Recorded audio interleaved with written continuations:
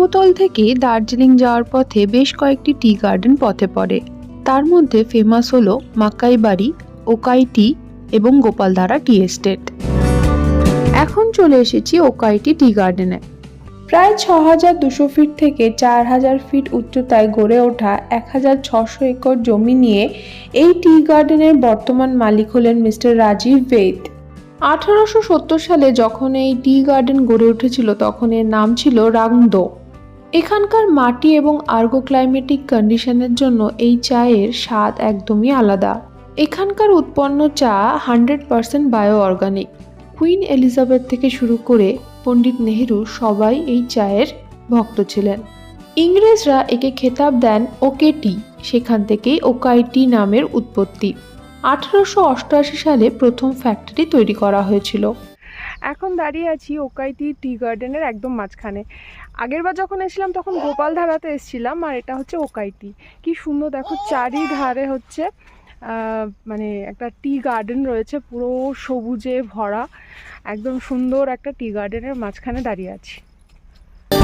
আমি যখন কথা বলছিলাম তখন যার হাসি তোমরা শুনতে পাচ্ছিলেন তিনি হচ্ছেন ইনি। বাবা মার সাথে চা বাগান ঘুরতে এসে এনার আর আনন্দে শেষ নেই।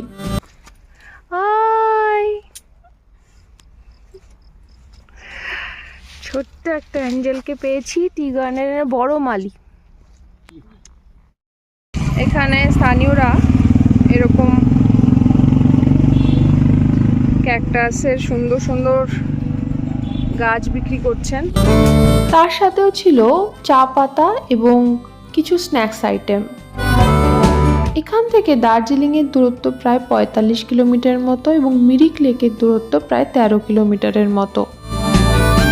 বাগান থেকে একটু নিচের দিকে নামলেই তোমরা দেখতে পাবে ওকাই টি ফ্যাক্টরি আউটলেট। এখান থেকেই চা কেনা ভালো। ওকাই টি এস্টেটের নর্থ ইস্টে রয়েছে গোপালধারা টি এস্টেট আর ইস্টে রয়েছে থারবো টি এস্টেট। সুবিশাল এই সবুজ রঙের চা বাগানের মধ্যে দিয়ে গাড়ি ছুটে চলল। আমার সাথে ওকাই টি গার্ডেন ঘুরে বেড়াতে তোমাদের কেমন লাগলো অবশ্যই কমেন্ট করে জানিও।